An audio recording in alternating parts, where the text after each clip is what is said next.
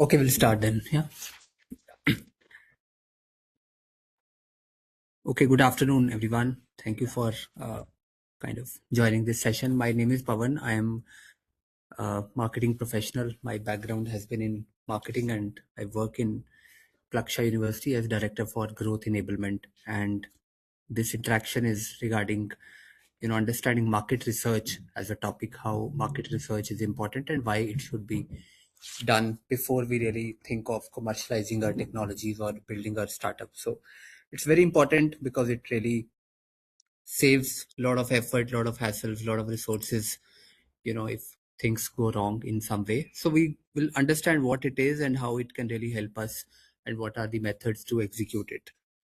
Uh, so, first, let's begin with the question, why do we do market research? What is the purpose? Why we really, and please feel free to, raise your hand and ask question or unmute and ask question if you have any. So what is the purpose of doing market research? Ideally, it could be done before any activity, any project, but in terms of, launching a business or starting a, say commercializing a technology, anything to do with business, it is very important because it has huge impact. So let's understand, why we need it. So before that, since we are talking in a university, and for a university, most of the times the need to businesses when they are thinking of commercializing their technologies or when they are thinking of developing some research into a market asset or a business kind of entity. But most of the times these efforts have failed. If you would look at data, most of the university research does not translate into commercial success or a business. Now, why does it happen? Because science always does not mean product.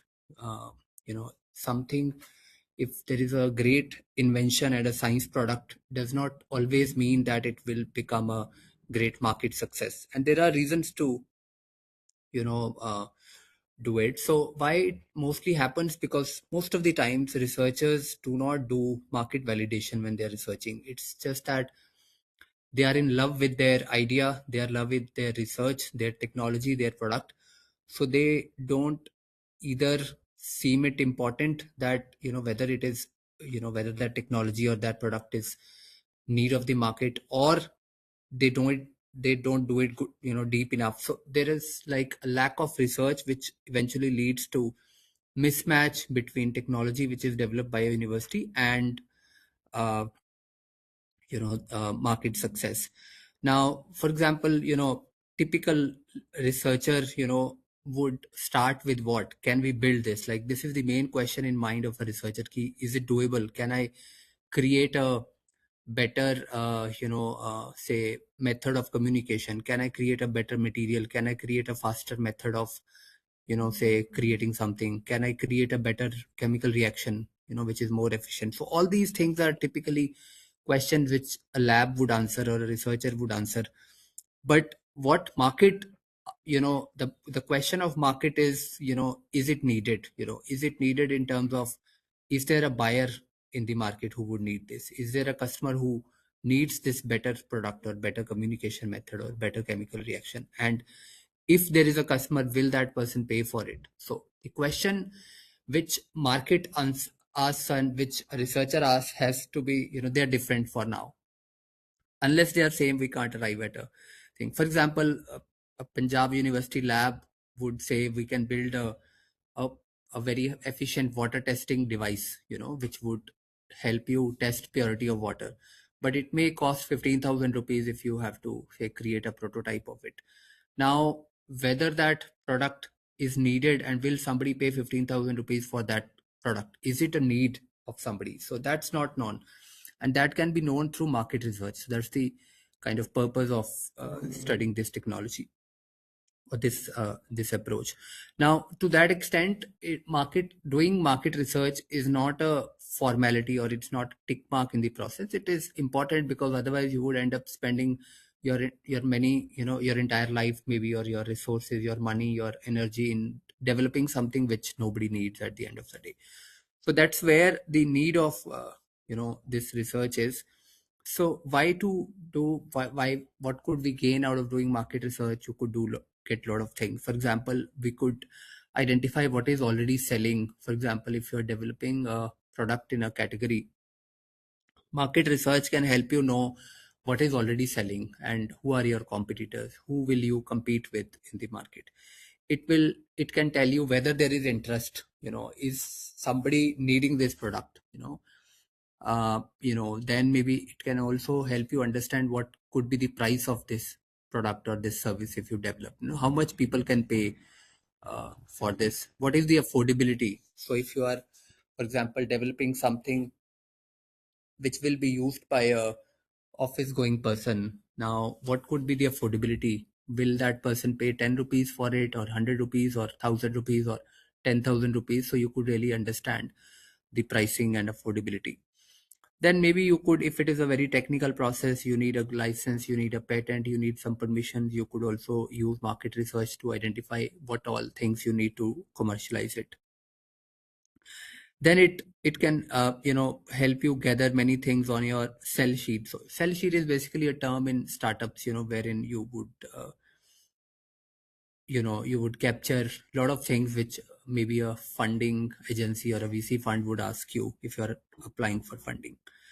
Then it could help you gain a competitive advantage. Now when you understand the competition deeply, you could decide whether, what will be your strategy. Will you play on price? Maybe you will sell 10% cheaper, or do you have a superior technology? Your product is better than competition, or will you go and sell it at a place where competition is not selling currently, it is not available. So you have to understand what your advantage will be. Otherwise, I mean, if you offer same thing for a same product for same price at a same place, if something is already selling, people will not buy your new product, right?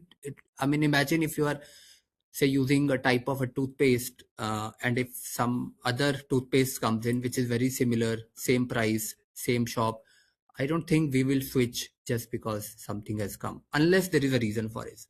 Now reason could be, that toothpaste is better than what we are already using. It convinces us maybe that it is quality wise better, or it is 20% cheaper than what we are buying, right? Or so you have to identify a reason which could be your competitive advantage, and market research can help you do it.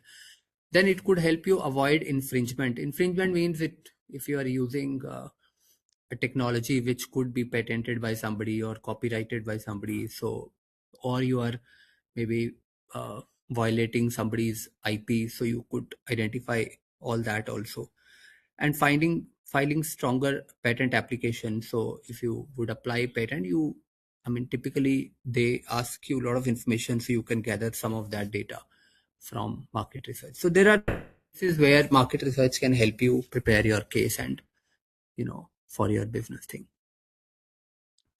Now, typically, what does it mean to do a market research for a technology? Say, if market research, I mean, you're doing it, what does it mean? What it will answer? So it's not only a survey; it is actually understanding what product to make and what will sell, basically. And this question gets answered in these 5 forms. So first is who. It could help you identify who will buy whose problem is this, right? Let's say uh, you're a material science researcher, and you think you can develop a better material which is light in weight and maybe strong in strength, some properties you are improving from the existing material. Now you have to answer these questions for your potential product. So first is whose problem exactly it is, who needs better uh, say material. Is it a industry product? Is it a uh, is it for children? Is it for homes? Is it for shopkeepers? Is it for any business? Is it for a particular type of product? So you got to identify who is who needs it, right? Then comes what, which means what is their current problem, which you're trying to solve. What pain are they facing? So is the pain that the existing product is very expensive? Is the pain that the existing product is very heavy, or it is not very strong, or it is supply is very less. So there could be any reason, n number of problems which could be there with any product or service. So you got to identify what pain they are facing, your customer, potential customer. Then how they are solving today. uh, is there a competitive product which is being used, or is there a substitute which is being used currently, or it is not solved at all? So there must be something which people are doing with that problem. No, it cannot be blank. So you got to maybe understand how it is being solved today, and to to to solve it currently, how much it costs them. Is it solvable in 100 rupees, or is it solvable in 10,000 rupees, or whatever is the price? For example, if you are developing you know uh, a way to transport some material from point A to point B, you could answer these things like, well, who what is the current means of transport, what is the cost of using current means of transport, then how your method is better or not better, and will they switch? Now that's the most important question, that if you develop your product, why would they adopt? Like I mentioned on the previous slide, is it because your product is cheaper? Is it because your service or product is better? Is it because you will sell at a place where they are not selling? You have to identify why will they, that reason you have to identify, and then amplify that reason in your advertisement, in your planning, in your execution, so that customers can make a move. Excuse me, one small thing. Yeah, please go ahead. Thank you. The very first statement is market research is not a survey; it's a problem discovery. But Yeah. it looks like like a survey only. It's a, I mean, kind of survey only. So survey is a method of doing market research, but there could be n other methods to do market research. For example, you could do interviews, you could do observation, you could do literature research, you could do ethnography. So there could be n other methods. So let typically we kind of assume that survey and market research are synonyms, but it is not. That's what it means. All right. Thank you. And second, I mean, it is, the market research does not end at collecting a data. So it is a problem discovery. Till you would have discovered a problem, then, I mean, sometimes people feel, okay, I've collected data on 100 people, now my research is done. No, till you have really identified or answered your questions, it would not be called complete market research. Because we can call this like a market research survey. Because when we are going to give a kind of questionnaire to the a target audience. Yeah. Like I said, yeah, of course, I mean, market research is done mostly by a survey method, but then it is not survey. It's one of the means to do it. Okay. All right. Okay. Any questions? Are we clear?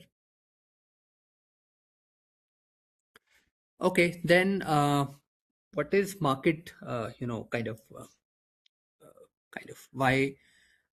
why something works, to understand if I'm developing a technology, what exactly, would have to be true or should have to be true to for that technology to become success, right? So in a simple term, if I say commercialization is equal to market pain plus advantage, it's like, one, there has to be a problem which is big enough. Second, then there has to be a solution which works. So these are two things which you need for anything to succeed. So in putting it in a, say, a mathematical form, we could say technology would work if pain is high, because if the problem is not high, nobody needs it. I mean, then even if you develop a solution, it won't fly, right? So the pain has to be high. Second, the current solution is bad. Either there is no solution, or the current solution is bad. So it has to be true. Otherwise, like I said, if your existing toothpaste is good enough and the new one is also very similar, why would people buy?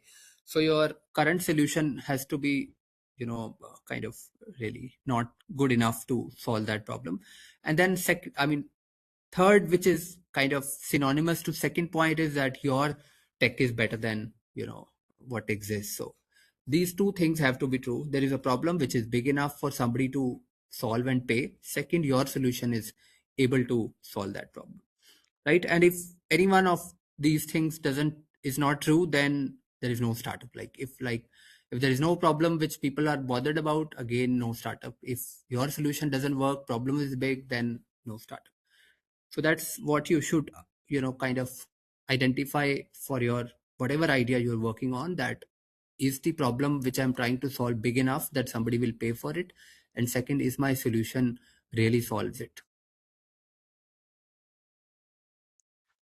right? Okay, then these are some approaches. These are not, say, kind of, I would call it pure methods, but some approaches which, you know you could start your research with. First is, of course, talking to the consumers. So that's the best and the most kind of obvious method. So talk to tell 10 real users, like you know what is the problem, ask what is the hardest thing in there, whatever work you're trying to solve. So first field interview is the talking to consumers. Second is shadowing. Maybe you don't talk to them, you just observe them from a distance, that how are they doing it, or how are they solving it, where they waste time, where they make errors. So I mean, it could be just an observation method, and then from that you figure out maybe they are struggling at in this phase.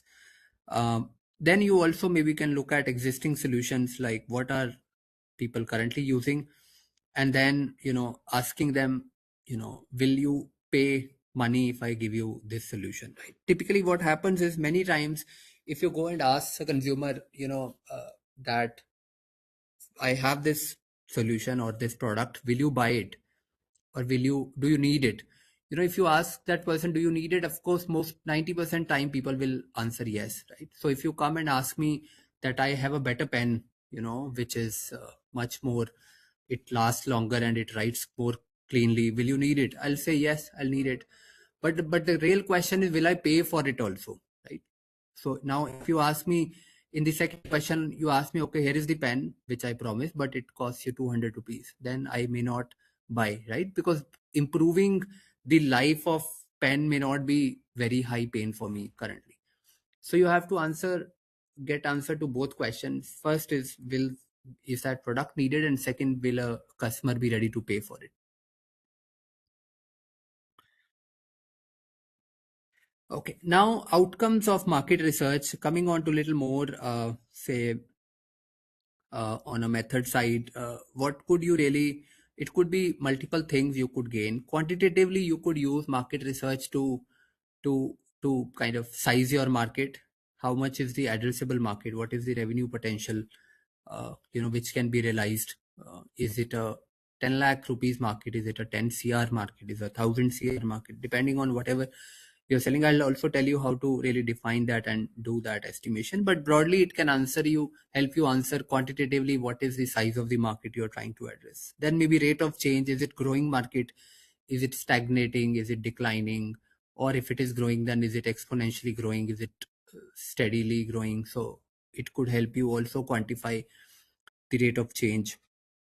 Then qualitatively, you could identify competition, who all are the players, what are their offerings, regulations, are there any regulations in the field, product market fit. You could test your idea, your product, and understand if it really solves it.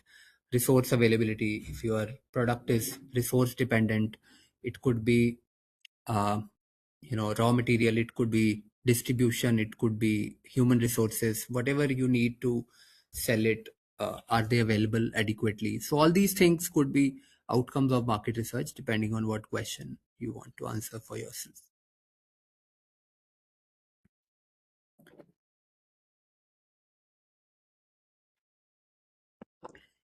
Then some methods of market research, I'll quickly touch upon all of them, but uh, so typically, like we just discussed, surveys is the most popular method. Survey, I'm sure you all know, we have filled many surveys. It's asking questions to a respondent. Now it could be objective question, subjective question, it could be online, it could be paper based, depending on what you're doing. It could be ranking, uh, rating. So there are various types of questions you can ask, but typically survey means asking somebody questions on a topic, and then compiling the results. uh, and this is the most popular method. Why? Because it is easily doable, right? You could survey, and especially online survey, you could, send a survey to 1,000 people at a time. You could send it to 10,000 people at a time. You could analyze the results very quickly. They all, I mean, the Google form will do it for you. You immediately get summary of results what people would have filled. So there's a lot of uh, kind of ease and convenience by for using survey methods, and Excuse me, that's why Pawanji, people. small question regarding again See, surveys. see, We see. get in routine lot of questionnaires through Google Forms and this thing and that thing. People are not bothered, or if they are insisted upon of or coaxed upon, then they just routinely fill up the surveys. So at time it becomes a wrong data also maybe. Yeah, I was coming to that question. So I was talking about the advantages, but then there are certain disadvantages also. And one of the disadvantage uh, is people don't fill it seriously. Most of the times, it could be filled casually, or it could be wrong information, it could be incomplete information. So there are a lot of disadvantages also, because it's not monitored activity, it's not a proctored, you're not asked, unless you're asking somebody to sit in front of you and write and fill a form, that could be still reliable. But most of the time we fill it in very casual manner. So in that sense, it's not uh, very informative. Another disadvantage of survey method is that it does not give you hidden information. For example, whatever information you would ask in the question, you can only get answer to that question. For example, if you say, I want to know which is the most popular toothpaste brand in the market. Now, what typically would you do in a survey? You would say, uh, these are the five toothpaste brand. Can you take which you like, or which is more popular? Can you rank them in order of popularity? Now, if you now the options which you give in the question are the only answers which you can get in the response. So you may not know some brands which maybe respondents know. So in a way, what I'm trying to say is the outcome of survey is limited to your ability to create that survey, right? Second, survey would give you very objective information. It will not give you reasons for that, say that choice. For example, it will give you, somebody will say, okay, this is the best toothpaste brand, or this is the toothpaste brand I like, but it will not give you why you like it. For that, typically you will have to understand and maybe talk to the consumer and go a little deeper. So survey method, and we also call them quantitative research and qualitative research, so that's another term. Survey is a quantitative method which has a limitation of giving you enough kind of, say, reason based information, and second, it is limited to the ability of the respondent.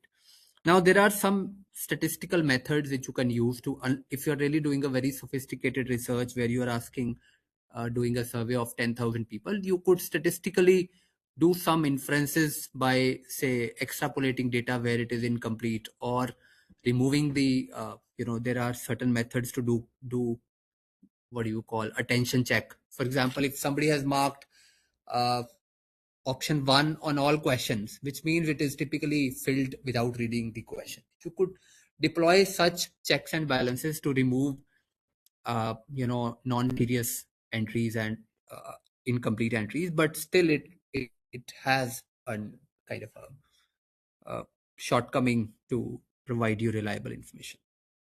Have I answered your question to some extent? Yeah, surely, please. Thank you. Okay.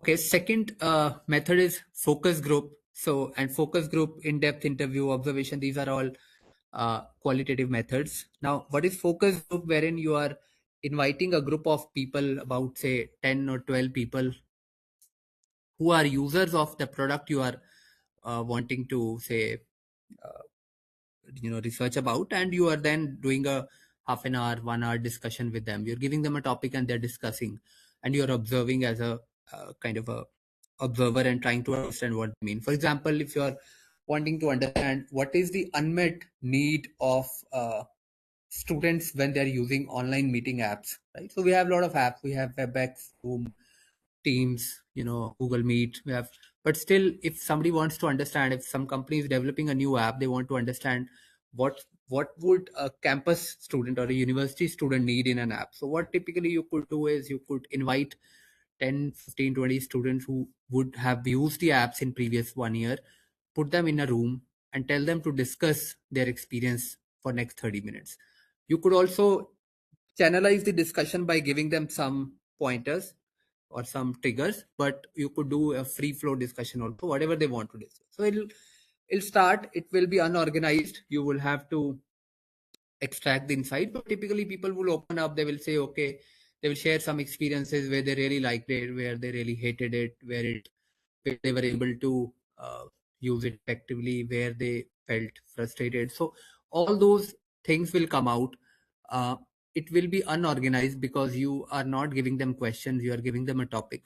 But if you would then listen to that half an hour or 1 hour conversation, you, as a developer of the product, and in the end you would be able to, okay, maybe people are much more concerned about this particular feature of the app. So when you are developing your app, you could actually try to solve for that. So this way it is a very important method, and typically allows you, and since people are in a group, uh, they also, it the discussion would cover very broad areas. If you are only interviewing one person, then that conversation would be limited to experience of that customer. But if it is a group, then you could cover, or you could get insights on a lot of things. So that's focus group method. Third is in-depth interviews, wherein you are talking to people one-on-one. You are talking to an individual user for 15 minutes, 20 minutes, half an hour, and trying to understand their experience. Here you will have an interview guide. You will ask, you will probe questions, you will trigger the discussion, and then kind of understand what it really means for that user. So you could now you could make it very directional.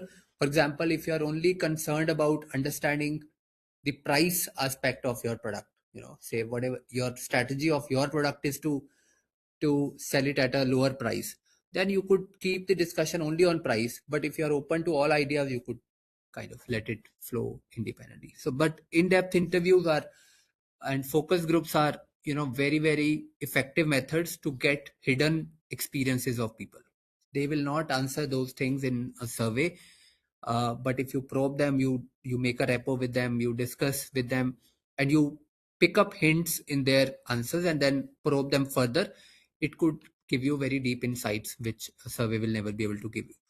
But the disadvantage with, okay, now let me ask this as a question to the group. Do you, what could be the disadvantage of this method, these two methods? Anyone, if you would like to take a shot?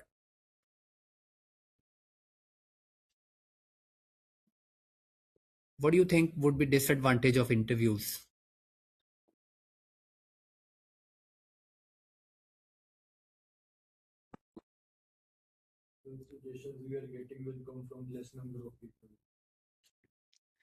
Why less number of people you could interview?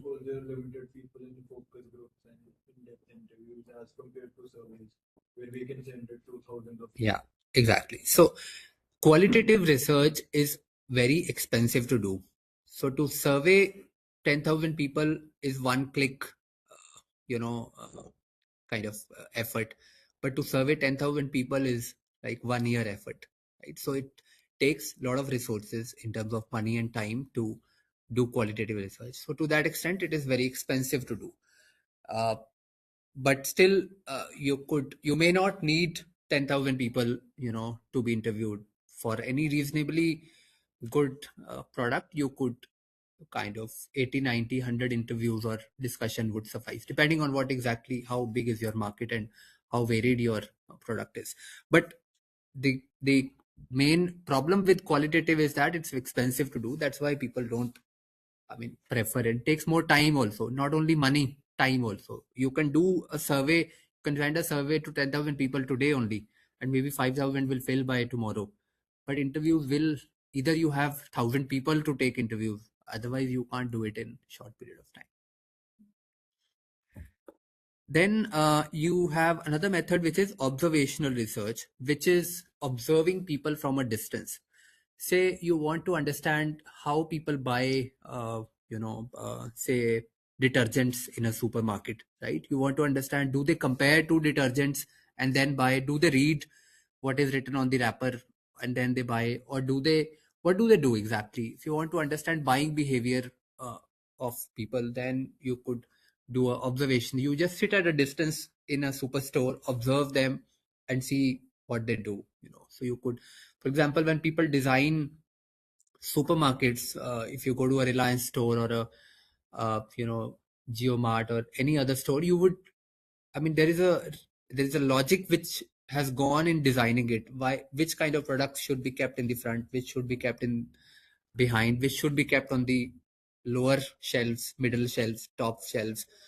All that, what kind of branding should be done, what kind of tags should be kept. So all that is not done randomly. It is done on consumer research, which is typically done by observation. People, you know we don't know because they are observing us without informing us. So you typically observe people, and then accordingly you decide what kind of uh, design to have, what kind of layout to have, where is the problem. So all these things are uh, kind of captured in a observational research. And it is also very helpful in categories where users are very sensitive. They will not tell you. I mean, in some product categories, we may not be able to talk to the consumer, or consumer may not be very truthful about telling our experiences. So in those cases, it is observational research which is typically used to get insights. Then secondary research is you know uh, getting the answers from existing literature. So secondary means you are reading what exists in the. So it's like reading a report which has already been published, or getting some data from internet, or any association report. So secondary basically means you are summarizing what exists, or online reviews. So you are reading reviews of any particular product category on Amazon or Flipkart, and then summarizing them. So that's secondary research.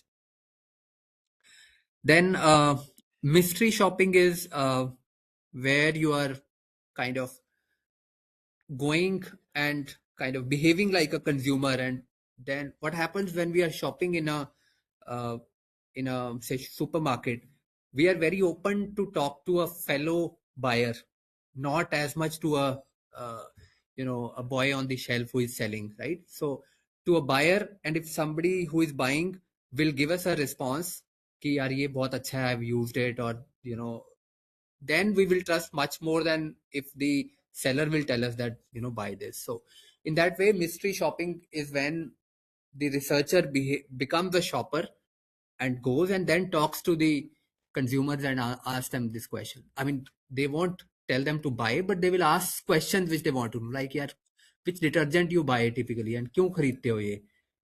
Now, if I am asking you as a researcher, your answer will not be very open. Versus जो दूसरा खरीद रहा है and वो आपको पूछ रहा है यार आप टाइड ही क्यों लेते हो हर बार.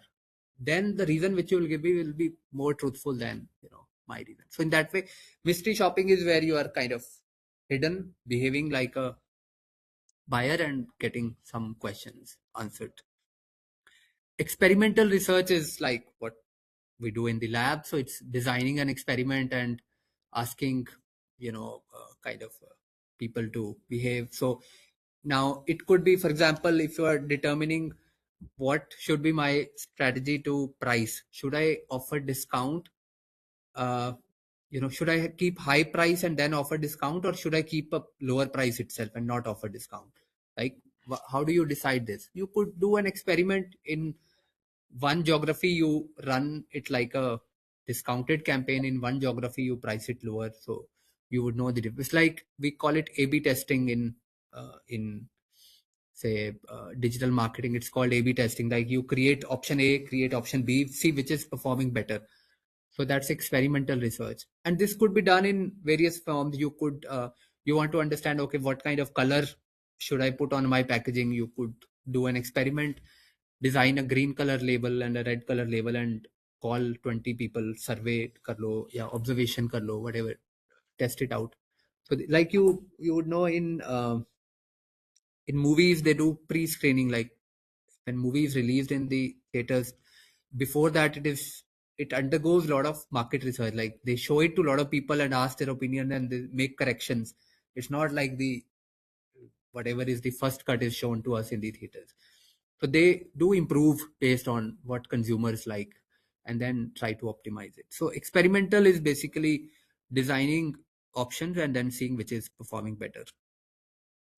Then ethnographic, ethnographic is like going. Ethno means natural setting. So ethnographic means I am going and observing the consumer in their environment where they are. I'm not changing anything. So it's like going and living. If I'm doing and developing a product for a student, for example, maybe I'll go and live in a student hostel for 10 days and just be with them and then observe and see how they behave and what they buy, whatever is my topic of research. Or if I'm developing some product for rural market, I'll go and stay in a village for a month and kind of do ethnographic. If I'm developing some product which is for conferences, say events, I'll maybe go and attend 10 conferences. So whatever is That one ethnographic would be means. called also called like a shadow. I think you had told something, no? Shadow Yes, yes. research. Yeah, we can call it, yeah, shadowing the observation. Yeah. Then online analytics is what we, uh, I mean, do with online data. So it is doing analytics, say, under kind of, for example, we go on uh, online websites, say Amazon, or so they track our online behavior, which links we click on, where we stay longer, where we not stay longer, which ads on Google do better. So online analytics, maybe under kind of doing the demographic analysis, which kind of consumers are buying which kind of product. Is it more young people, is it more adult people, is it more children? So all that analysis of online data is online analytics. So and now it is very important because one, our data points are huge, we are traceable, and we are we have a lot of data which can be analyzed. And second, a lot of shopping and kind of shopping decisions happen online. So we go and search on products, we compare products, we check out websites, product details. So all that is very traceable. So if you're reading a product, which section you're reading more, which section you're reading less, so all that is now tracked and quantified. So that's what online analytics is. And social media is uh, observing what people are talking about on social media. So what kind of discussions, reviews, reels are going on. So now, and these are all done with machines. They are not like, it's not like somebody is scrolling on Facebook and going to profile. It's all engines which are doing it. They will, for example, if you are doing a product research on a motorbike, you would maybe do a scraping of data on that word and it will give you a summary. Okay, what are people talking about with respect to bike? Are they talking about brands? Are they talking about mileage? Are they talking about power, price, national, international races? So all that, whatever you need, you could customize, but at end of the day, it will summarize what social media has to say about motorbikes. So So that's. Pawanji, small question, like what kind of do we have any rating, any priority, or the best reliable technique? Do we have any out of this 10 uh, which we should rely on? Because nowadays even online analytics means, of course, AI research only. Yeah, We'll actually no, get into that only. it depends on the product, sir. Context and a lot of factors. One is what kind of product are you researching on? Now that will determine, should it be done online? Should it be done offline? So what exactly, where are the consumer? Who is your consumer which you want to survey on? How much money you have to spend on market research? So all those factors would determine what should be the adequate method. But otherwise it's not, I won't say A method is better or B method is better. It's like what will fit for you. Yeah.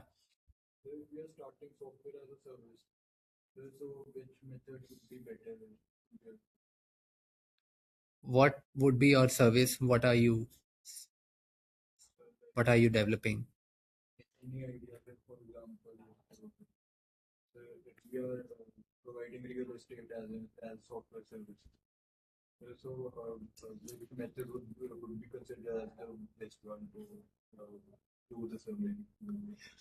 So, see, again, I'll say you will have to write down a little bit more context of, for example, if your product is Now in real estate, it could be a product for brokers, it could be a product for buyers and sellers. Is it a marketplace where people can come and check?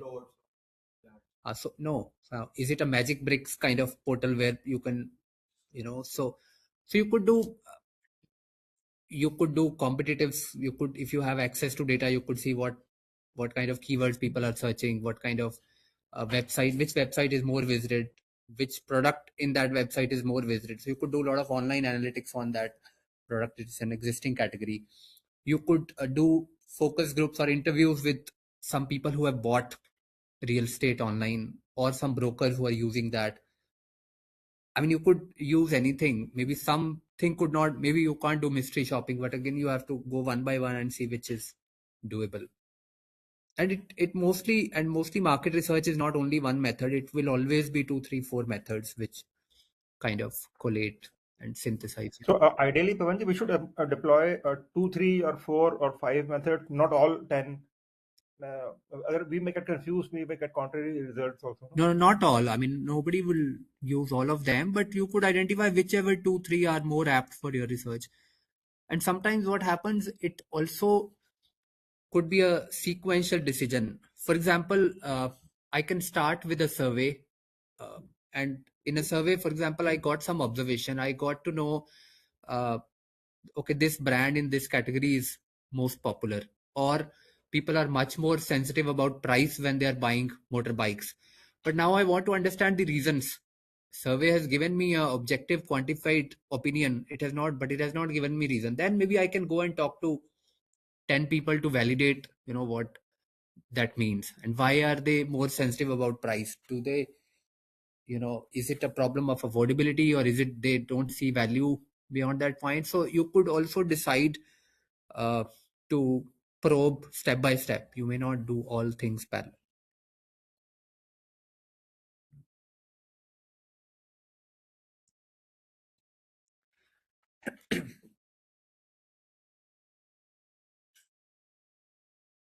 Now coming on to two broad things which, we saw some of the things which market research can do for you, but typically it can also, we can bucket them in two categories. One is they can help you design and define your value proposition, and second, they can tell you your market size, who is it for and where is it customer. So let's understand each one of them. First is, what problem are you solving? Now, end of the day, if you're doing innovation, you're doing some invention or an improvement. Why are you doing? Your end goal is to create more value, right? Value for the consumer, for the user, for the customer, whatever name we call it. Now, how can you create more value? What are the ways? You want to develop a better product, let's say. Now, but what does better means? Better could mean two things.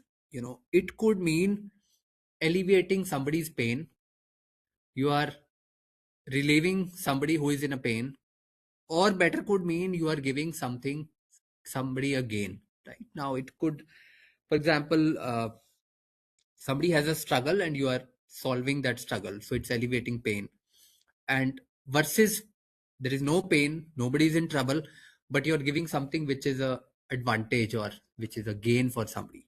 Now let's look at some examples, for it. So okay, so pain means solving a problem, gain means giving a benefit, and in some cases it could be vice versa also.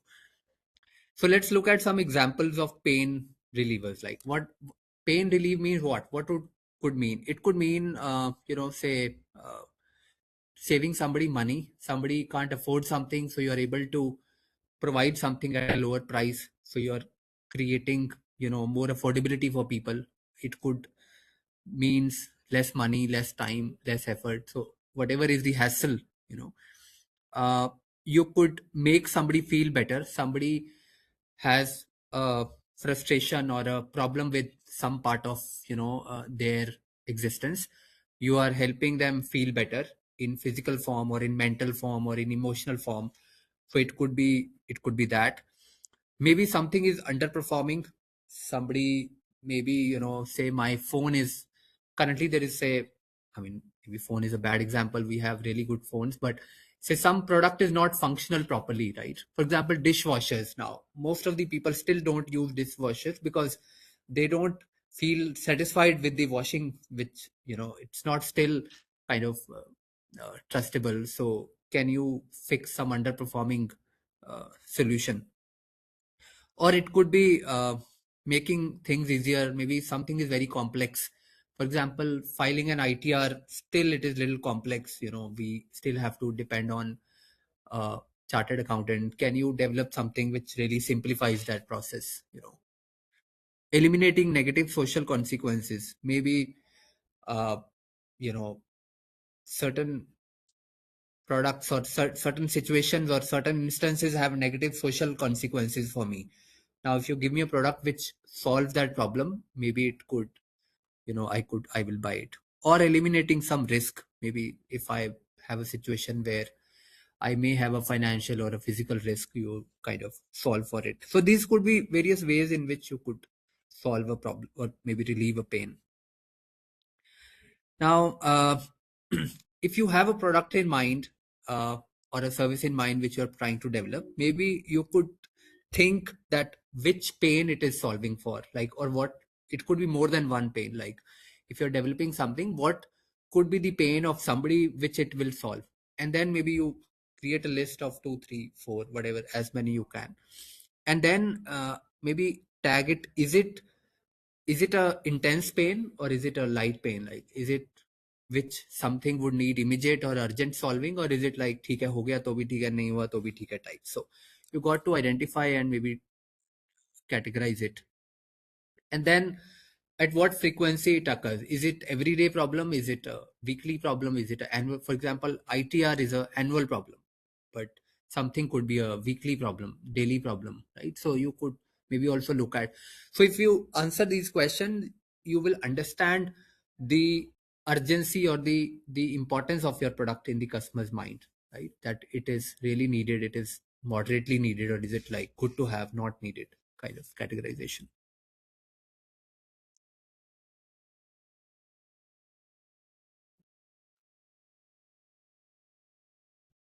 It battery. Yeah, need to put charger.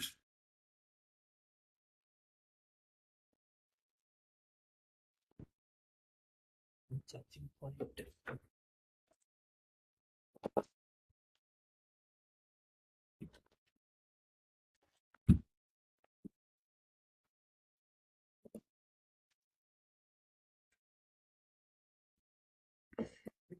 Yeah, thank you. Okay, then second aspect or second phase of it is to create a gain for a customer or a benefit for a customer. Now, what could be gain? You make somebody happy. For example, okay, stop sharing.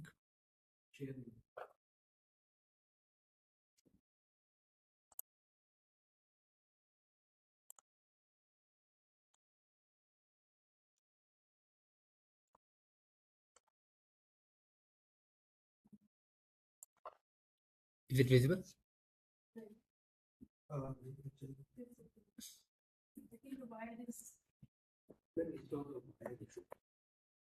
नहीं आया अभी. It's a glitch on the next part. I should. Oh, sorry.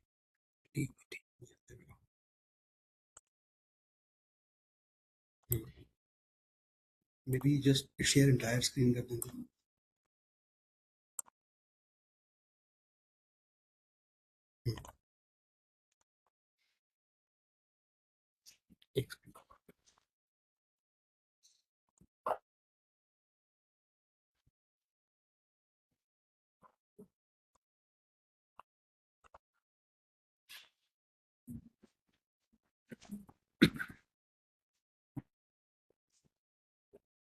Good. Okay, so the second way of looking at value could be looking at the gain it provides. For example, entertainment is entirely a gain driven category. It's not, there is no pain to anybody. It's just that it is making people happy. So if you're watching a movie, going to an amusement park, playing an online game, so this is a kind of product. So you're making somebody happy, people can pay for that. Producing better than expected outcome. So if you're I'm still happy or okay with the product I have, but if you really exceed, you may, I mean, may charge more, or you may have a better product. Similarly, if you have current I mean, same thing, outperform current solutions. I still have a phone. I'm okay. If you really add many more features and it really exceeds my expectation, I may be able to kind of buy it. Making life easier in, say, maybe reducing the hassle, say, flattening learning curve. So, for example, online edtech courses, we buy Coursera or edtech kind of courses. Again, there is no problem, but it is it adds to our either profile or salary growth or career growth. So in a way, it's an advantage. It improves our learning curve.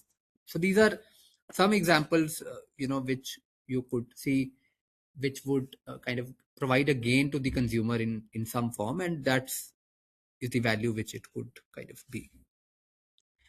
Now, if you have a product in mind, maybe you could write or answer these questions. One is, what problem are you solving?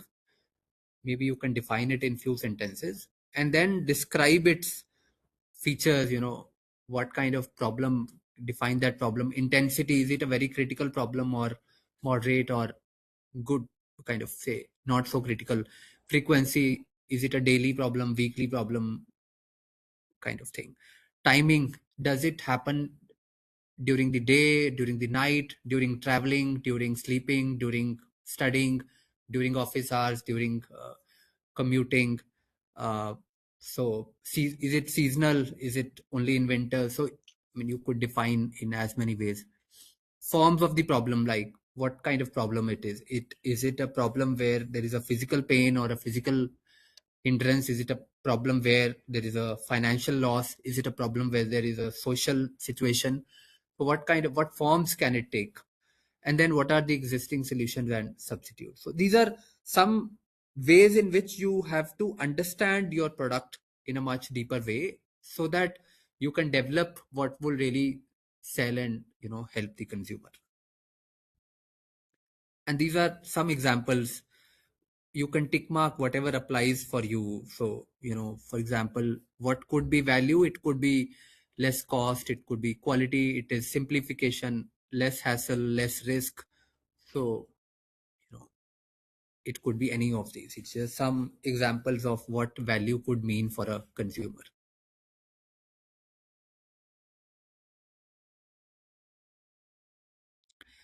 This I've like bucketed them in like certain categories. Now, that advantage or value could be functional. You can functional means a very, very transactional benefit. Say, saves me money, reduce my risk, connects me, makes it faster, makes it. Or it could be an emotional advantage. It reduces my anxiety, improves aesthetics, looks good, wellness, attractiveness. So it could be any. It could be any life changing or a psychological impact. Say, hope, motivation, or it could be a social impact. Okay, now that was about value. So again, these things could be tested by market research. We saw some methods. You could identify what are really value definitions of your product through that market research. Now, who is a customer? How do you identify and how do you quantify the opportunity? How big is the opportunity for you? So that's what is market sizing. Now, for market sizing, the first point is to begin is to understand and define who my customer is. Right now, who are they? Which means defining them in terms of whatever age, gender, social group, job, role. So it could be, are my customers males, females, both? Are they young people, adult people, children? Are they office goers, you know, housewives, or say senior citizens? So again, you could define, are they employees? Are they businessmen? Are they unorganized workers? Are they rural? I mean, where they live. So there could be a lot of. I mean, you could define them in these forms. Where are they?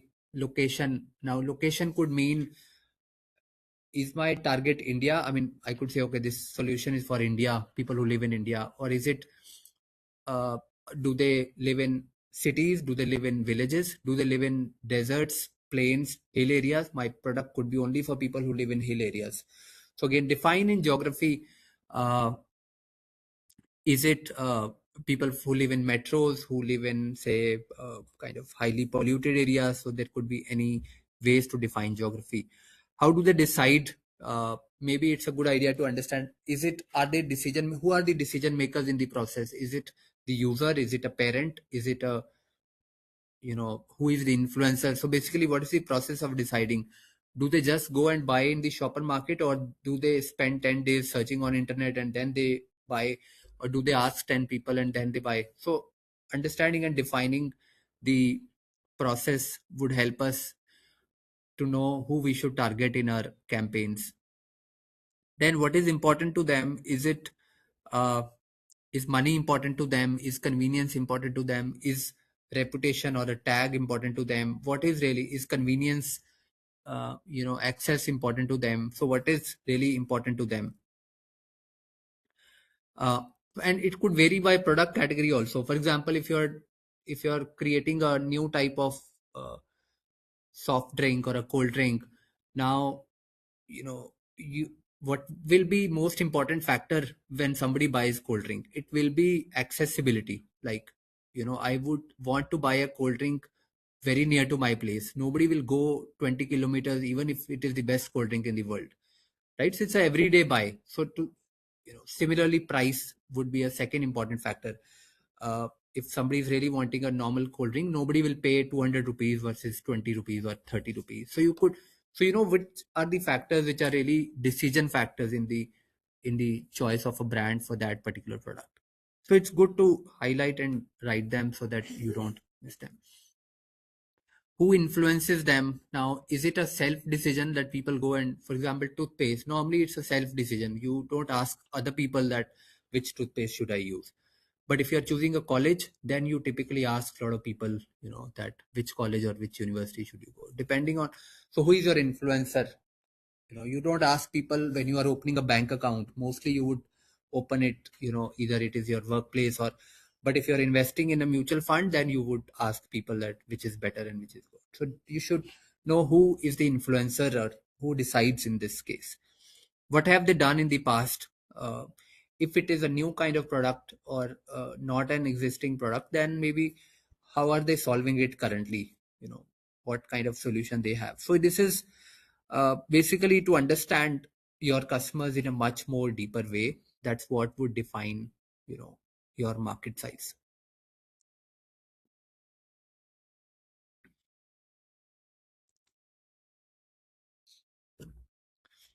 And it could be possible that for any product there are more than one customer segment. So you could have two customer segments. For example, Honda Activa. Now there could be various customer segments. So most popular is that most of the time girls use that. It started as a girls vehicle, right? So that's a customer segment. So you could define it in a category like, say, that's a gender is female, age group is, say, 15 years to 30 years, location is cities, and say, semi-urban or metro. So you could define in that way. Now, second customer segment for the same product category could also be people who, most of the time people who live in hills also, they use, it's a very popular vehicle in the hills also.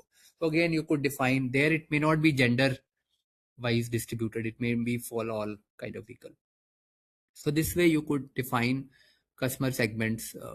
For a car, say for Innova, for example, now you could have two customer segments. One is uh, say a individual buyer, somebody who has a big family, 5+, 6+, so they need a big car. Or then second customer segment is a, say, a taxi service wala, like somebody is buying to ply it as a taxi. They are very different. Their goals are very different. Their uh, process of buying is very different. So this way you have to identify what all buckets your customers fall into, and then define each bucket very deeply so that you can design your campaigns, accordingly. And so why we are doing it? Because, to know what to build and sell, and otherwise we will waste a lot of money in building what may be a wrong thing to produce. I'll skip this slide maybe. These are some websites which are very useful if you are, uh, I mean, if you're doing a market research. These websites have a lot of information. Product Hunt, for example, is a website where typically people go and launch, if it is an online product, sorry, a software kind of product or an application or a SaaS kind of product, then typically people list it on Product Hunt. They allow uh, what you call usage of it. You could sign up as a beta user, and then they submit reviews. And it's a very very popular website for new product launches in software and IT technology. So you could use it if your product is that kind. You could go and, or if you are developing a product, you want to study existing products which have come in last 2 years 3 years, it's again very useful. So you could go and visit this website. Similarly, Well Found is another website which is a very very big repository of startups. Typically it's a job board for startups. So for example, naukri.com is a job board for all kind of, we typically search jobs on all kind of jobs on naukri.com. But Well Found is a very famous and a popular job portal for startups. Most of the startups list their job openings on this portal. So if you are interested in, I mean, if you're building a product or a company in some segment, you can go and search which all startups exist. And this is a worldwide, not only India. You will get startups in that category which are working in Israel, in UK, in Indonesia, in Japan, in India. So you really know what is happening in the world in this area. And then you can read about their products, their funding, what kind of service they have. So all that can be. Then there is a website, I mean, a research company called Traction. They have a lot of, I mean, they are a market intelligence company. They publish industry reports on various industries, all type of industries. Lot of them are paid reports, but a lot of them are free reports. So, for example, if you are developing something in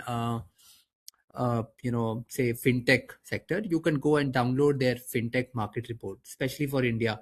So it would have listed a lot of things about the market, the size of the market, what all players exist, what kind of products, what kind of funding has happened, what type of companies are there, what type of products. So it's a very very high quality research which they do on emerging categories.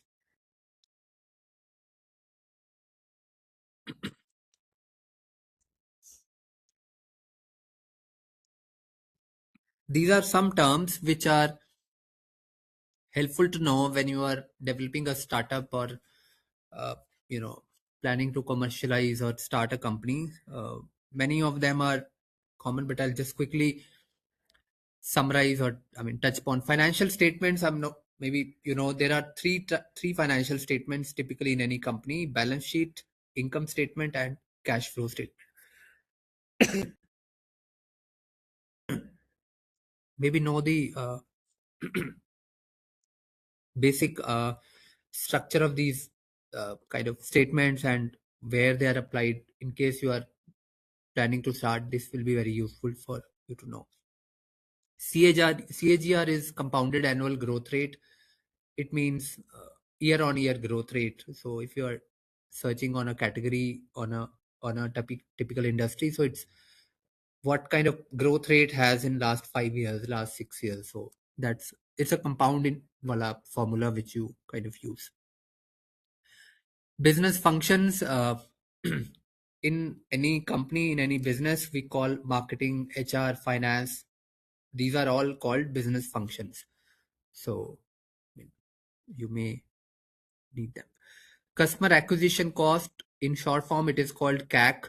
It is a amount of money which you will spend to acquire uh, one customer. So for example, if you, and how it is calculated, if you would spend uh, say 1 lakh rupees in next 1 month, and in the end you acquired 1,000 customers from that ad, and you may have spent 1 lakh rupees in all type of, you may have run some digital ad, you may have run some leaflet, some referral system, whatever you would have done.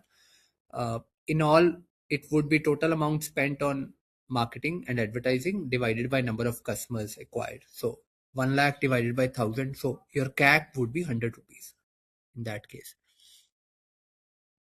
And this is very, very important, especially for new companies, because this is your most, it is the biggest expense to acquire customers when you are starting up. B2B, B2C is a term. B2B means business to business. So if you are selling something to a business, then it will be called B2B category. For example, if you are selling, uh, you know, machinery, then your customers typically will be businesses and some factories. So it's a B2B category.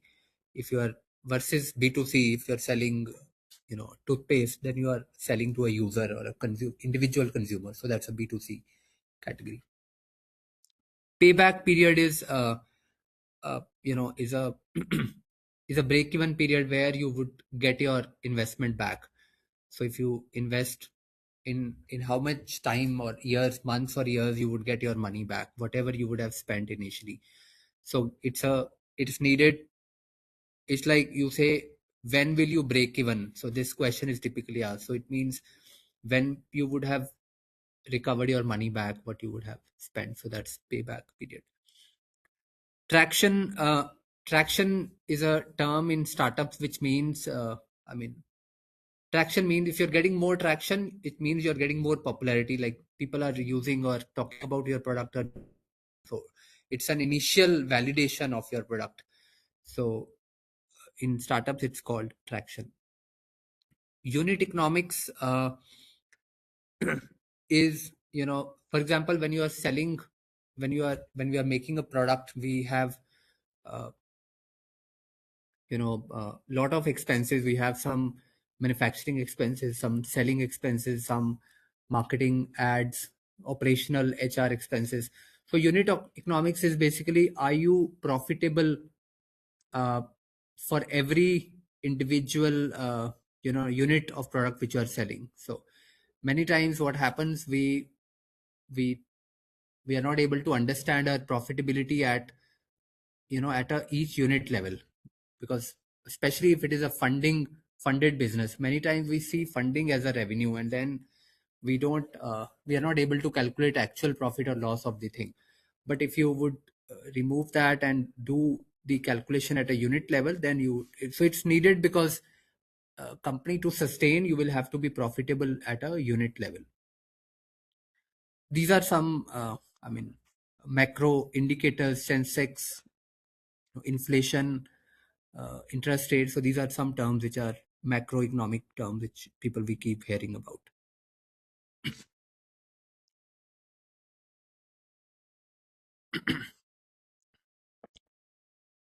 Okay, this is a matrix technology selection. So if you are still searching or still not, you have not still not selected a technology or a product which you market want to kind of do research on, this is a matrix which you can kind of use. For example, these are some parameters and then some scales. Now you could customize this scale. This is a very, it's a structure which I'm sharing, but you could really customize it. For example, type of market. Now whatever product you are creating, is it a new market or is it an existing market, right? So you could give marks out of, if it is a new market, maybe 5 marks. If it is a existing market, maybe 10 marks. So typically developing new markets is very difficult versus creating something better in existing market. So then current solutions and substitutes, if there are no solutions available, maybe 10 out of 10, then it's very attractive. Various, maybe few are available but they are not very effective, 7. Many solutions are available, all are effective, then it's not very good market, maybe you will give lower marks, 3 out of 10. Customer segment, very broad, maybe it is a need of everyone. So you're developing a food product, everyone needs it irrespective of age, location, geography. Or versus if it is a very niche product, maybe a very, so only people who work in IT companies will need it. So it's a very niche product versus a food product. So in that sense, it would define the size of your market. So you could kind of again categorize it. Feasibility, whatever you are trying to do, develop, is it very easy? will your chances of success be very high, uh, or it is complex? It is not. I mean, there are a lot of regulations. You may not be allowed to, you may need a lot of permissions, a lot of licenses. So again, it will not be a good market. Similarly, I mean, it could be a personal, how whatever you're trying to do is aligned with your interest. I mean, is it a it aligns with your interest and your skills 10 on 10? It doesn't align with your interest and skills at all, then maybe 2 out of 10.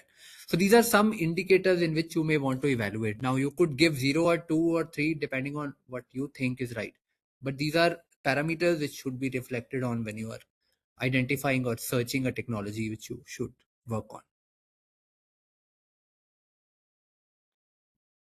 Okay, I'll skip this. uh, This is a quote I like about market research. When you are talking to people, I mean, what people say, what people do, and what people say they do are entirely different. It's you really have to extract the truth from people. Mostly, whatever they will say will not be the truth. You will have to validate it by observing them what actually they are doing versus what they are saying.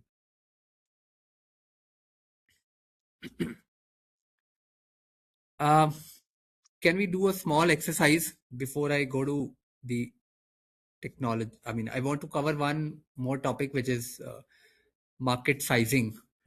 How to identify and size your target market. Before that, maybe we can spend 5 minutes. If you have, maybe there are these three technologies I've listed. One is AI tool to detect crop disease. Second is portable air quality monitor. And third is smart attendance system for classrooms. Now you can pick up any one out of these three and try to answer the question on the right side. Like whichever technology you pick, identify who is the user, try to define the user. We discuss some parameters: age, gender, geography, a lot of them. Who pays? What problem does it solve? How do they solve it today? What makes your tech better?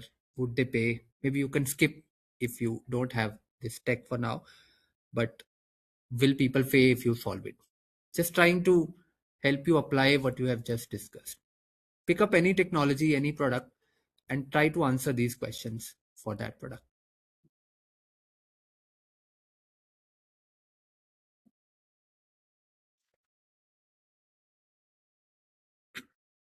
Or if you have any other product in your mind which you have been thinking about, you can do it for that also. It's perfectly fine.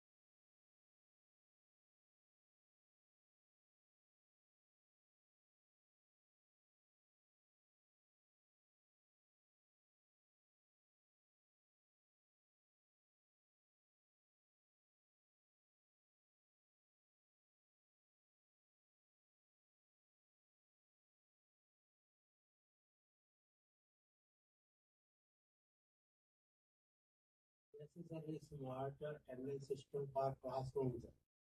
इसका real user तो वो है college में university और university पे करते हैं क्योंकि उनको क्या है व्हाट प्रॉब्लम डायरेक्ट सॉल्व उनको अटेंडेंस नहीं लगानी पड़ती ये नेचुरली अपना भी अटेंडेंस आ जाती है ये smart attendance system how they solve it today क्या रहता है कि पहले वो नाम बोलते थे टाइम भी बड़ा वेस्ट होता है अब जैसे स्टूडेंट ने 10वीं क्लास अटेंड कर दिया पहले बाद में पहले आगे अटेंडेंस लगा देगा तो उससे टाइम सेविंग हो जाएगी lecture what makes your set better ये सिर्फ बेटर पोजीशन हो जाएगी ना जी अटेंडेंस लगाना कहीं अपना फटाफट हो गया और इमीडिएटली जानता आ जाता है कितने स्टूडेंट क्लास में आ गए थे कॉलेज में कितने स्टूडेंट पहुंच गए थे और would they pay yes they are paying it अभी तो सभी कॉलेज में वो सिस्टम लग गया है कि आप पहले आके अपना वो करो Right. verification. No, this is fine. And in fact, you can maybe we can write much more. For example, what problem are they solving? So we can define it in many more ways. One, you rightly said it will be more accurate because you are either it is biometrics based or punch card based, so it is more accurate. There is less chance of error. There is no human which is involved. Second, it is faster. You can if I'm the principal of the institution, I would get real time data. I can take daily based actions. Otherwise वो monthly आती है attendance या semester end पे आती है, so you can't really take any action on that. So you can define the problem, because when you will go and sell it to the institution, you will have to show that what all advantages it offers. It will help you in compiling attendance for your accreditation and ratings. When you present performance data for institution, that machine can give you the reports in that format, that we have this much percentage of attendance in all the courses and all that. So you have to define the whatever advantages it can offer you in elaborate form. Pawan, I can go for a second one. Sorry. Can I tell about one portable air quality monitor, or it's ongoing something? Yeah, go ahead, please. You can talk about So it. I picked up a portable air quality monitor. So who's a real user? It's I would say it's only the educated class. Who pays? I mean, it's only if it comes in the market, only the upper middle class or maybe some retired guys will take it. What problem does it solve? It will actually solve a problem that instead of a specific location or at any deployment or any location, wherever you go, you can check the air quality. That's an advantage over otherwise. How do they solve it today? I would say it's only a specific places they have got the IMD has put the machines where the data comes, like the Panchkula side. Only one station would be there at any government IMD location. They don't give accurate data at maybe industrial location or at my home place. Right. And what makes your tech better would be, of course, again, it's a portable. I can take to any location and see the reading. But would they pay? I don't think anybody would pay for that because it's ultimately a government's job to give the data on the environment stats. Right. No, this is right. I mean, you have identified a right consumer. Just that I would define these things little more in marketing language term. For example, when you say real user, uh, if I only say it educated class, it won't help me design my marketing campaigns. So you will have to be more specific. For example, I'll say people in age group of, because typically I assume you would mean parents and say nuclear families living in, say, again, geographically it may mean at least district level cities or state capitals, because their problem of pollution might be higher compared to smaller towns. So this way, I mean, you will have to define your user in much more uh, nuanced ways so that you could design your marketing, because this will help you decide whether you want to do a TV advertising or a digital marketing campaign or a referral system or a influencer marketing. Would depend on who your user is. So, but this template is to really uh, kind of elaborate the marketing and the business plan for your product. Yes, exactly. And if this comes, like a kind of sensor in the and get integrated into our watches or mobiles itself, then it's fine. Then everybody can see the data, but not a special equipment to buy as a portable air quality monitor. Yeah, right. And another thing, when you say how do they solve it today, it's not only that there is an alternate product. So it could be a substitute. For example, how do they solve it today may not be a device which I have, or maybe I check AQI on internet. Maybe I don't go out because I know there is a pollution outside. Maybe I use mask. So to that extent, I mean, that is also a kind of a way how people solve it today. But then may not be the best method to do it, but yeah, it could be also a way. Okay, anyone else would like to share? If we talk about the smart attendance system, where if we talk about users will be users. So users will be professors, and students of course. So professors will be using this because they will save much of the time. They would have to take manually the Yeah. taking. So if we talk about who bases of schools, institutes, and Yeah. what problem does it solve? So it will be time consuming issue will be solved. So how do they solve it today? So they can solve it by integrating the fingerprint scanners on the door of the classroom. Student have to just tap on the No, fingerprint. today means they take it manually, no? They take it on either registers or tabs. Most of But it. yeah. But sir, I've seen, I was in Vivek High School, so all teachers, uh, when teachers used to come to school at 8 a.m. or 9 a.m., they used to tap the fingerprint scanner for the teachers. Yeah. There was the system. Right. Yeah, so this is right, and you have identified rightly. The real user is a teacher and a student, but the who is paying or who is the buyer is an institution because they would install it. And what problem it solve? It solves problem of time. It saves time for everyone. It solves problem of errors. Manually, when it is done, it could mean error. And third, it solves problem of analysis. Right now, if I calculate, I mean, I have to do entire manually, but it can give me analysis on okay, which classes are not really, which kind of students are uh, more absent, are they more males or more females, are younger classes more absent versus senior classes, or any particular department is underperforming, so I can do as much analysis as possible.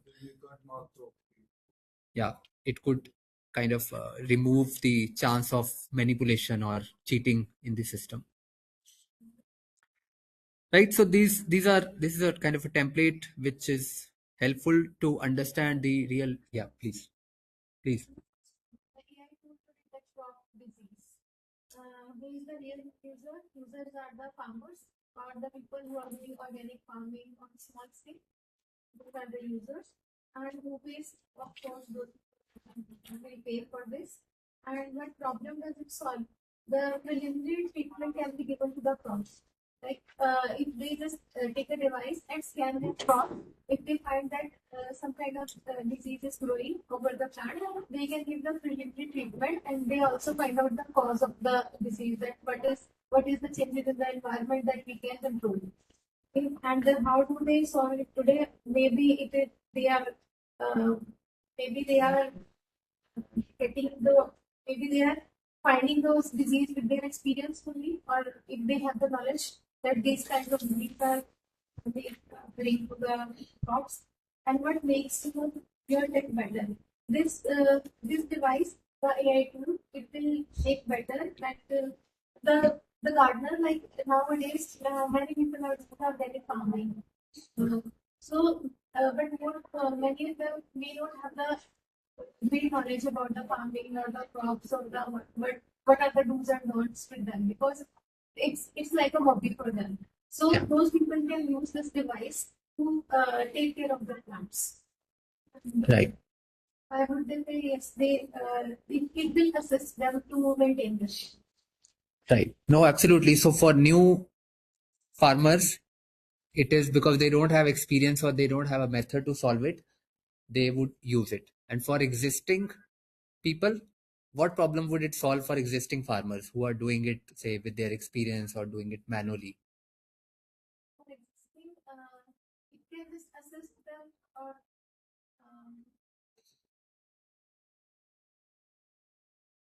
So it can be more accurate, right? Because if I'm manually going in the field and observing, I may not be able to observe every plant, but a machine or a AI would observe, say every plant. It could improve health. For example, if I'm using pesticides or I'm using chemicals, it if it if it allows me to not use them or protects me from that, it may improve my well-being. So there could be a lot of advantages. It may improve time because to human eye it may be visible once it has reached a certain stage of disease, but a machine may detect it early. So it may be early detection which this device offers me. So it could be anything depending on what technology it is, but you could identify that. Uh, in my university, Plaksha, in fact, there is a project going on for last 2 years. So they are developing again, it's a similar AI based machine to identify the right time to harvest sugarcane crop. Now, if you are aware of sugarcane, it's a very, very delicate kind of crop. It grows and there is a very limited time in which you have to harvest it, because if you keep it long than that, it spoils very easily, and if you harvest it before, the sugar content is very less. So it's ideally 10, 15, 20 days window in which it should be harvested to get the best output. So currently it is done manually, like farmers go, they pluck some sugarcane, they break it, check it with their experience, they do. But now they are trying to develop a machine, a drone kind of thing, which would scan the entire field, and depending on the color and texture of the you know crop, it will determine and tell whether it is the right time or should you wait more or should you harvest it now. So these ways, I mean, these are the kind of technologies which are coming up, but they need to be validated that somebody will pay for it. Otherwise, then it doesn't help. Okay, so this was on the market research. I will spend 10 minutes on another topic, which is there is a term called TAM, which is very often used in startups and commercialization. It means total addressable market. It means how do you size your market? How do you identify what is the total opportunity for you in that market? So there are some concepts in it. So what it is, what is the meaning of or definition of total addressable market? It is like assuming you are able to reach every customer and every customer buys from you, what would be the total revenue which you can generate? So it is the maximum revenue which is possible to generate from that market is total addressable market, right? Uh, so it's like how much money is on the table if potentially every customer bought your product or service. So that's the total umbrella in which you can kind of say play. Now, of course, it is not possible. It is not possible that you reach every customer. Then it is also not possible that every customer buys from you. So then you have certain, I mean, other terms which we'll just see. But let's understand how do you really define TAM. So you have to. So there are 3-4 things which you have to define about your customer before you define TAM. First is you have to define your customer first. I mean, unless I know who is my, you have to put a boundary. So science में बोलते हैं ना boundary condition. So you have to define a boundary condition. Who are you calling your customer? So okay, let's look at the boundary condition. So we just saw defining our customer. So it could be a demographic boundary condition. You're saying my customer is somebody who is 18 years to 30 years, or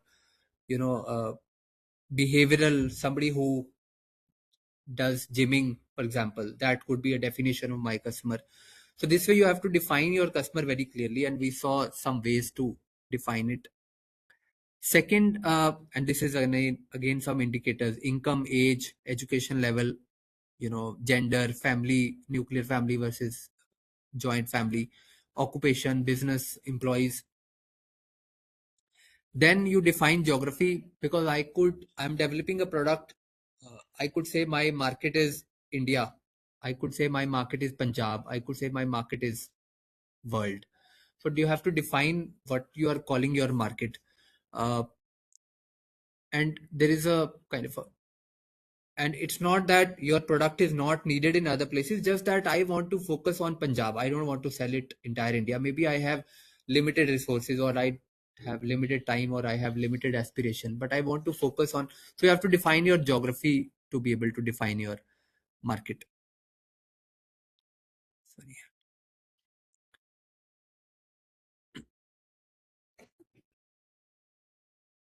Now, these are 5 steps which go in calculation of TAM. First is, like we defined our customers and demographics and geography thing.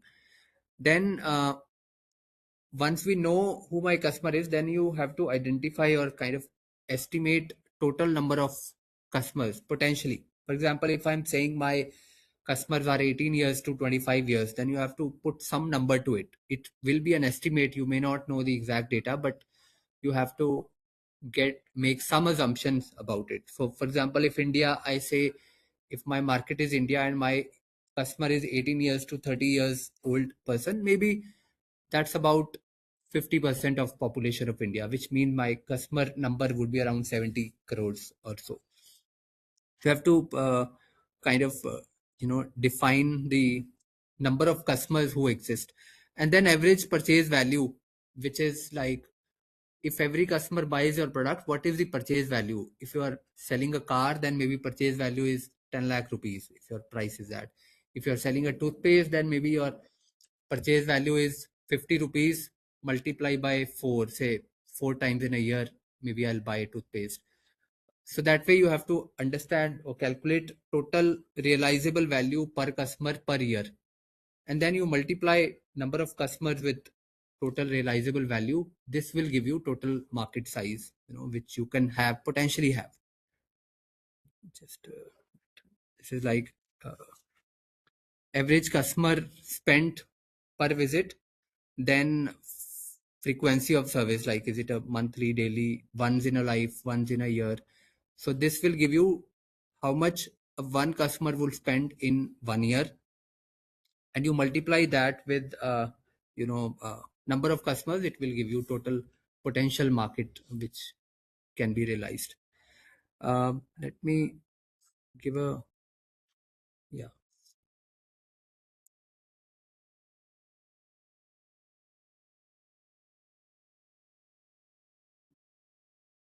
sorry.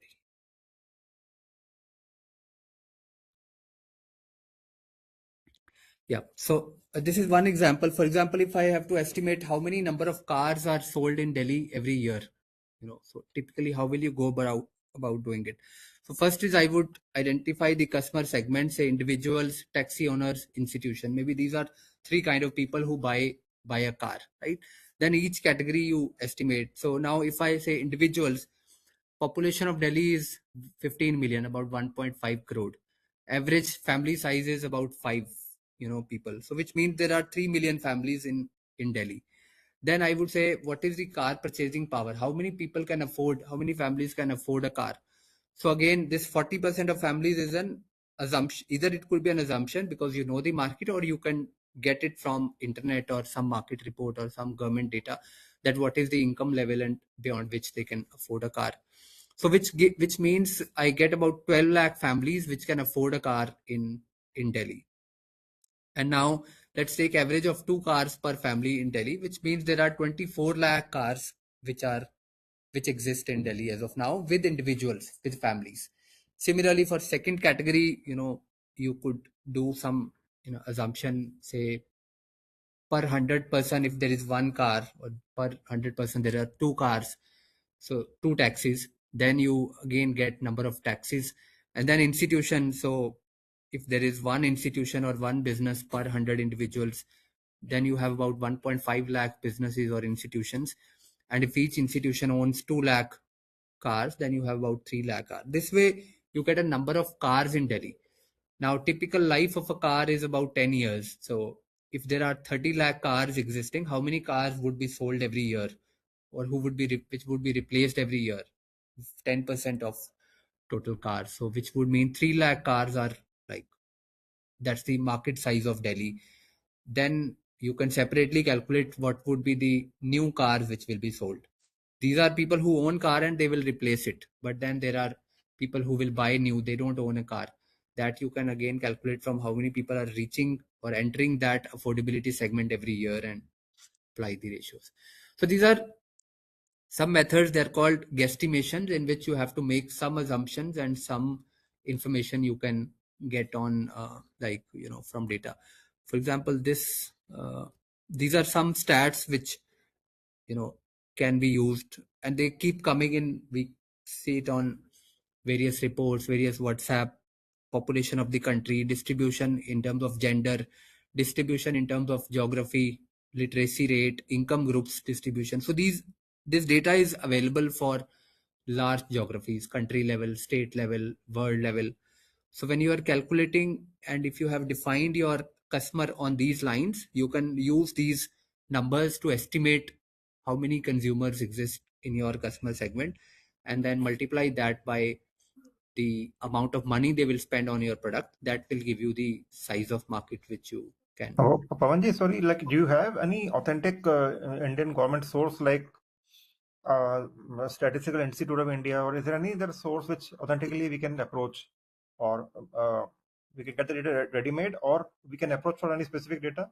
So for very broad data set, for example, gender ratio or population of India, they are pretty much published by government at various instances, either government itself or various agencies do it.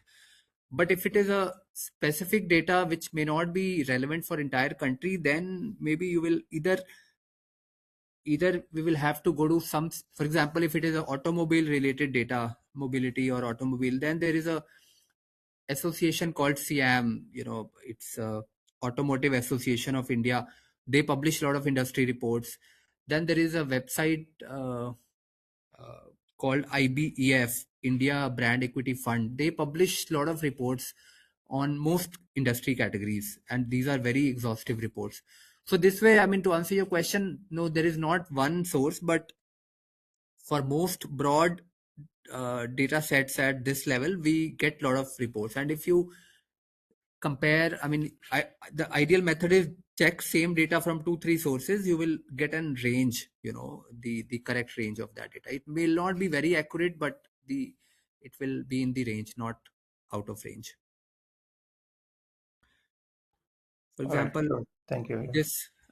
this data, for example, this I took that snapshot from one of the reports. So it gives population of country 144 crores, Aadhaar card holders, internet users, OTT subscribers, social media users. So these are all, and this data keeps coming in various industry reports. It is mostly accurate. Again, for example, if they have given 28 crores, it could be 25 or 32, but it doesn't matter when we are making decisions, on ballpark figures. But this data helps us in what size of the market we are looking at.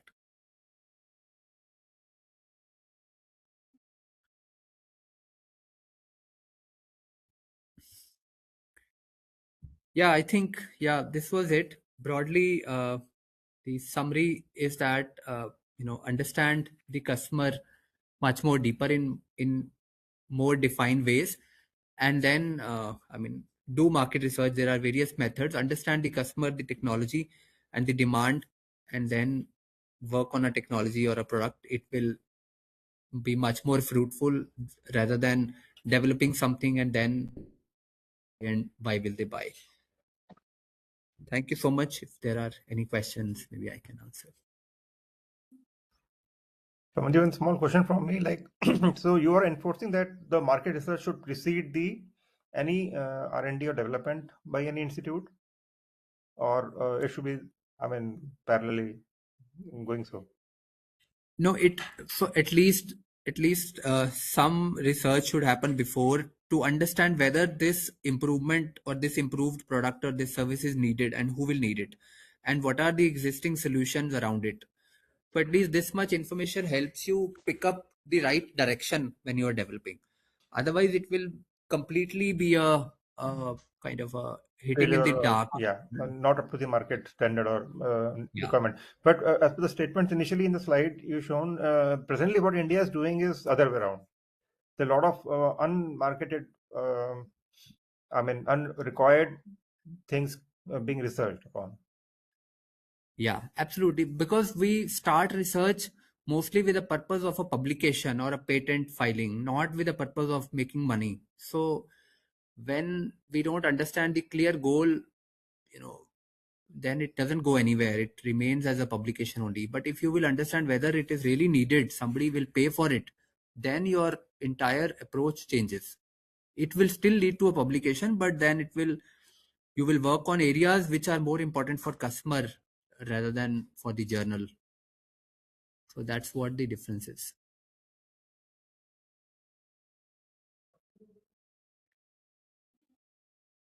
And it can also give idea. For example, if you study the competition products beforehand, then you clearly know that what is the gap, what is the problem I have to solve. But if you don't know the competition, for example, if you are making the product better, maybe the existing product is okay, there is no unhappiness with the existing product, it is just that maybe it is expensive. Then your entire approach should be not to create a new product, but it should be how to lower the price of the existing product. What innovation can I make which will lower the price? So understanding the competition is very important, because otherwise you would end up creating same thing which is already there.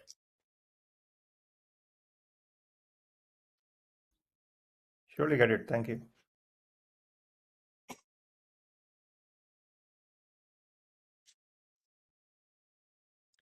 Okay, we are done then. Thank you. I'm sorry it was a vacation week.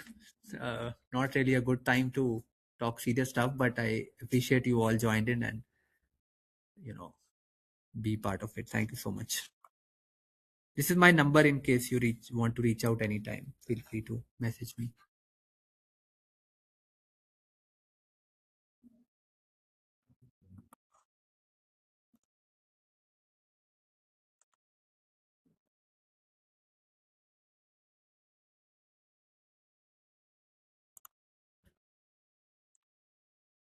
Thank you, sir, for the useful